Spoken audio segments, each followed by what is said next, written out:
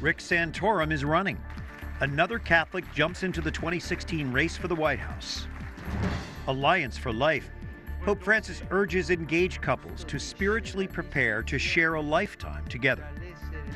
A group of Franciscan friars are going green and saving some serious green. I'm Jason Calvi. I'll have that story coming up.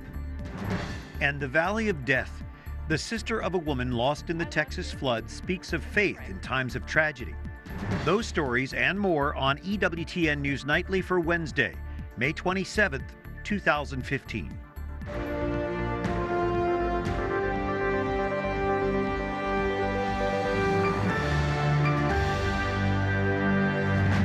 Good evening from Washington. Thank you for joining us. I'm Brian Patrick with your news now. Round two begins today for Rick Santorum, a former Pennsylvania senator. The 57-year-old conservative Catholic begins his second presidential campaign as a clear underdog. White House correspondent Susanne LaFrankie has more tonight. Well, Brian, Santorum is launching his campaign out at his hometown in western Pennsylvania. He exceeded political expectations 4 years ago when he placed second behind Mitt Romney in the GOP nomination for the primary. This time, however, competition much more stiff. There's a lot of folks vying for that conservative social vote. Iran is a country that is the most dangerous threat to our country today. He is a foreign policy hawk and an aggressive advocate for conservative values. Santorum grew up in blue-collar Butler, Pennsylvania, in a devout Catholic family. The married father of 7 has been viewed as a champion for life issues. His youngest child, Isabella, was born with trisomy 18, a genetic disorder. Santorum often speaks about Bella, as she's called, when talking about his solid pro-life position.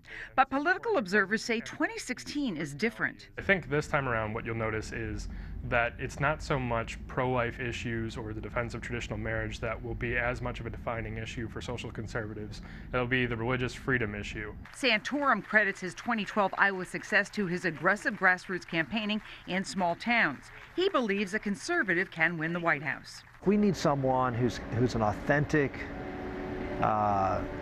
conservative, someone who can go out there and lay out a positive vision for America based upon the principles that made our country great. Santorum faces considerable competition for his party's social conservatives.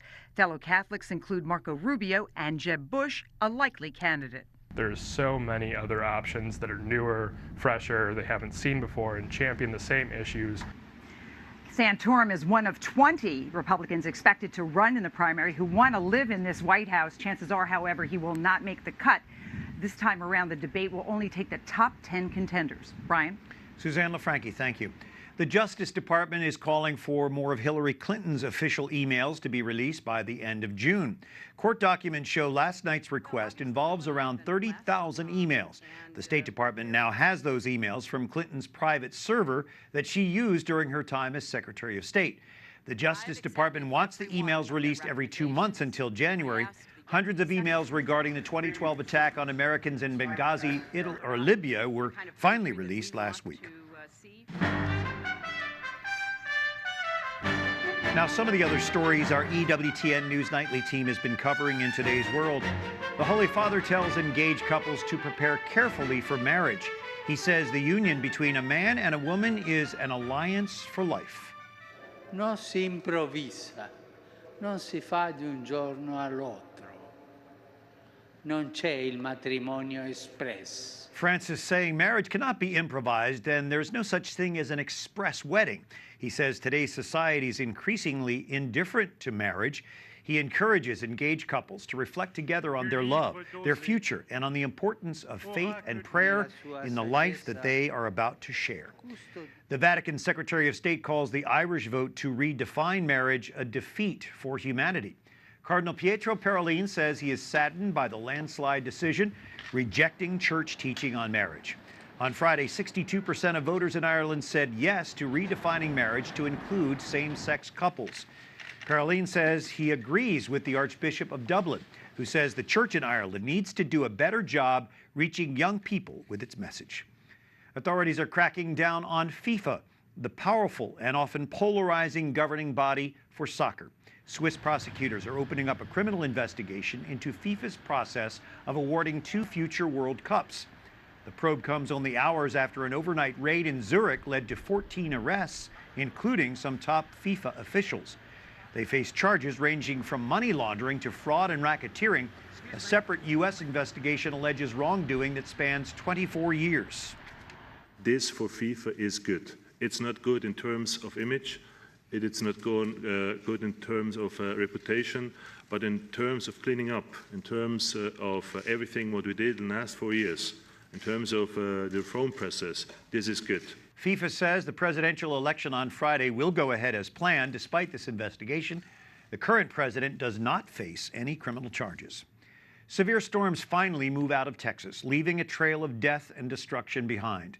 More than 30 people have now died in the southern plains because of this severe weather. As Wyatt Goolsby reports, the Lone Star State is not out of danger yet.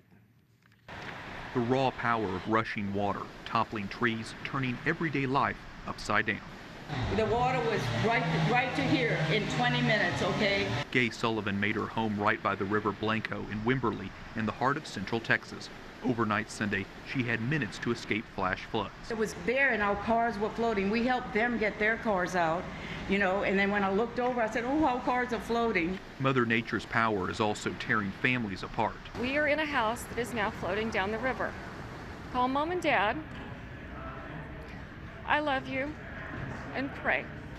Those are the last words Julie Shields heard from her sister Laura McComb as the raging waters ripped her family's cabin from its foundation.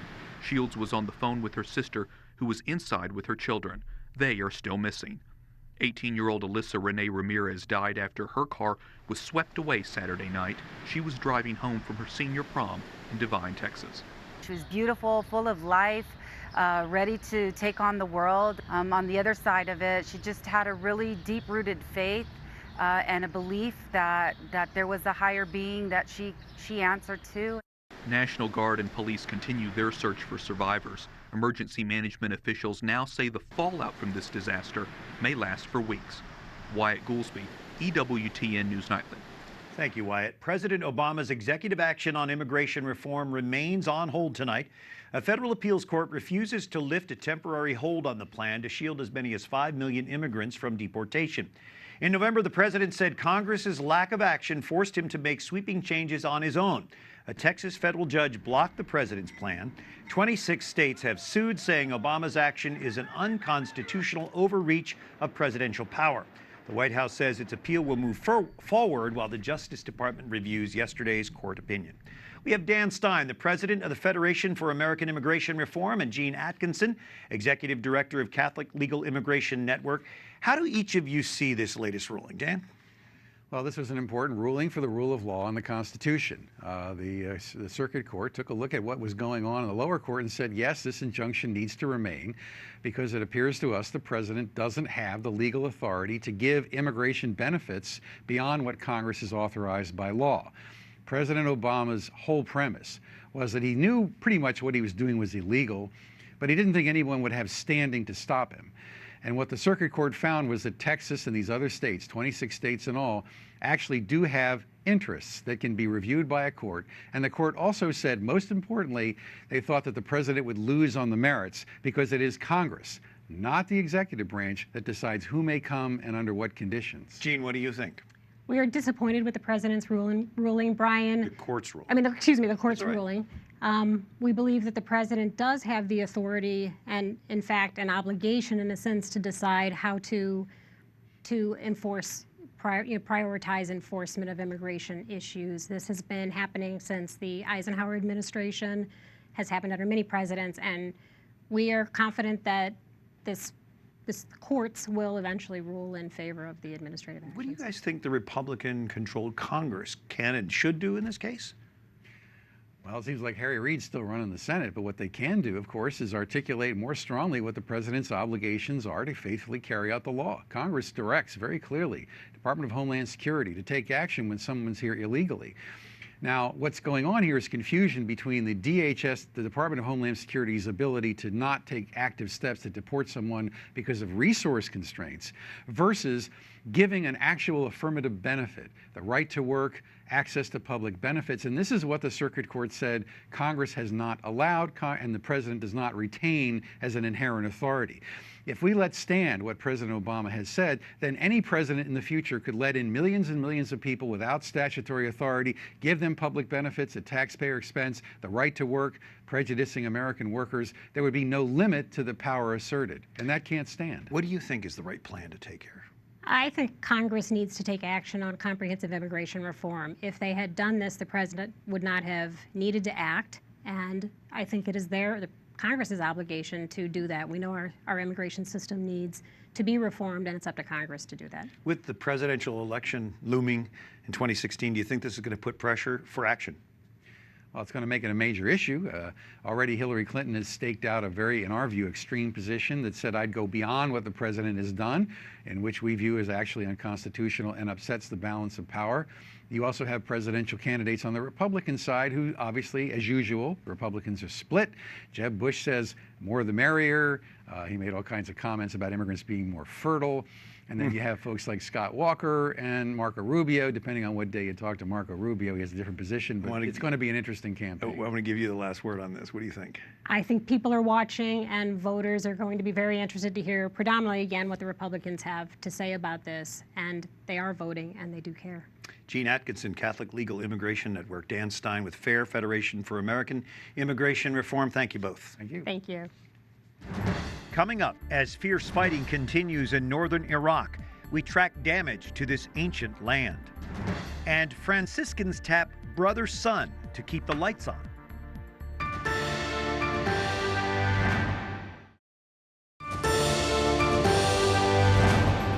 Today's May 27th, the feast of St. Augustine of Canterbury, known as the Apostle to the English. Late in the 6th century, he led 40 missionaries to England, eventually converting the king and most of the country. Thanks for joining us on this Wednesday evening. I'm Brian Patrick. Iraqi forces charge into the second day of a major offensive, trying to recapture key territories from ISIS terrorists. With the goal of taking back the Anbar province, troops have advanced to the edge of Ramadi, the provincial capital. In a neighboring province, Iraqi forces are trying to gain control of a huge oil refinery. They're joining forces with a militia group that helped liberate Tikrit from the Islamic State in March. Dr. Susanne Wolfinbarger is a project director at the American Association for the Advancement of Science, been tracking damage from Syrian and Iraqi conflict. How are you able to track this, and what are you seeing? We have access to a number of high-resolution satellites that are orbiting around the Earth. And these satellites are of sufficient resolution that we can see in very fine detail what's going on the ground. So it lets us look into areas that it's too dangerous for many people to go on the ground and actually see what's happening. What are you seeing taking place? Well, we've been monitoring the conflict in Syria since its beginning, and we've seen a lot of damage across the entire country, particularly in some of the cities like Aleppo. We've seen damage to, particularly in the center of Aleppo. It's a UNESCO World Heritage Site, and we've seen massive destruction throughout that entire area. We've seen historic churches, mosques destroyed. A very, very old souk was destroyed. So much damage is happening in the course of this combat and these hostilities that are going on. Isn't this really unprecedented? Has the world ever seen this kind of mass destruction of history, ancient history?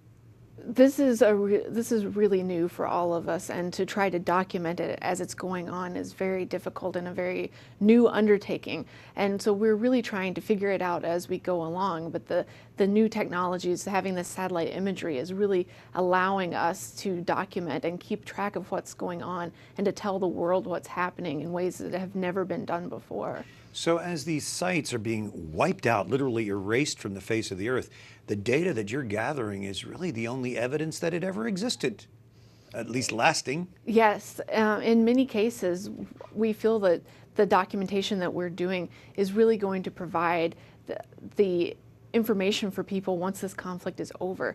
We want them to be able to see what's happened. For example, we documented the phased destruction of Neba Yunus in Mosul. That's the tomb of the prophet Jonah. And we were able, over just a period of a couple of weeks with satellite imagery, to show basically the site was blown up, and then heavy vehicles were used to then take the rubble from the site and then earth-moving equipment is used to grade the area flat. So they're literally trying to erase not just the buildings themselves, but the fact that they've ever been there. So it's a systematic erasing of an entire culture. In many ways, yes. Yeah. Is there anything we can do about this? Well, we're working with a lot of international partners. We're providing information to them about sites that they can't get access to themselves so that they can have more situational awareness. We're also working with some partners to be able to do trainings with people that are actually risking their lives on the ground to try to protect museums and cultural centers and monuments. And so we're doing emergency trainings with them on how to monitor and protect sites. Very valuable work. Dr. Susanne Wolfinbarger, we appreciate you sharing your insight with us. Thank you. Thanks.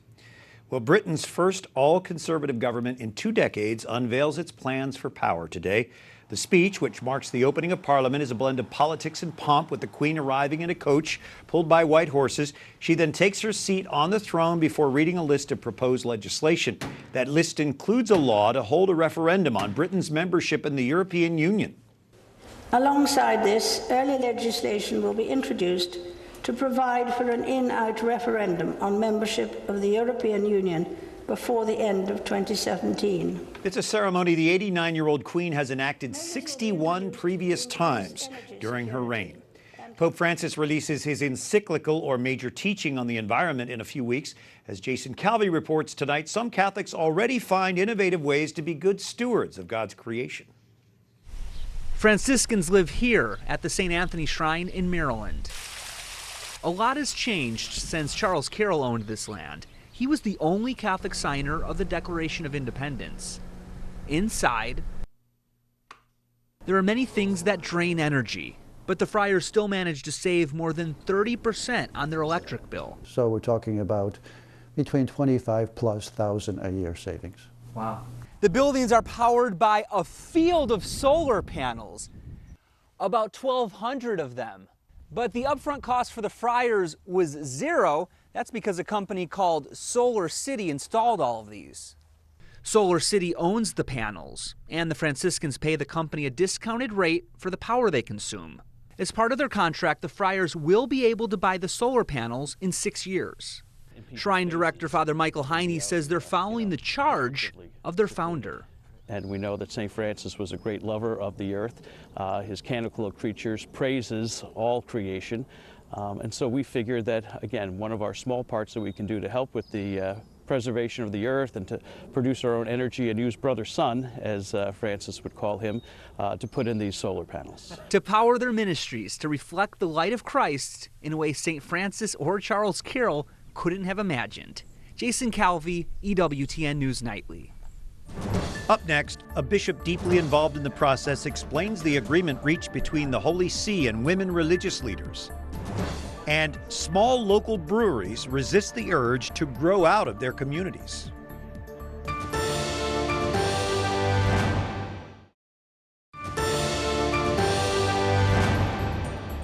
For the Son of Man did not come to be served, but to serve and to give his life as a ransom for many. From today's Gospel, Mark chapter 10, verse 45. Thanks for joining us on this Wednesday evening, May 27th. I'm Brian Patrick. This week, we explore the recent agreement between the Holy See and the organization representing about 80% of religious sisters in the U.S.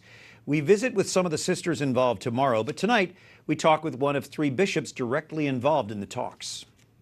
It's a blessing to be joined tonight by Bishop Thomas Paprocki of Springfield, Illinois. Bishop Paprocki is a canon lawyer, one of 3 bishops who work with the Leadership Conference of Women Religious on Reforms. And Bishop Paprocki, could you please clarify what exactly this assessment was addressing? There's been some confusion.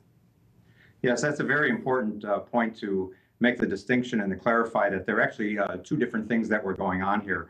There was the apostolic visitation, which was being conducted by the Holy See, which really looked more at the internal life of the communities and their mission and their apostolic activities, whereas the doctrinal assessment that was commissioned by the Congregation for the Doctrine of the Faith had a much more narrow focus and really was looking at questions of doctrine, beliefs that pertain to the Leadership Conference of Women Religious, which is an umbrella group of the major superiors, the leaders of these various religious communities. It was focused primarily at looking at some of the things that were being done, for example, their annual assemblies where they would bring in speakers and some of the papers that they would issue. And so it was looking at the content of the doctrine that was in some of those papers and some of the speeches.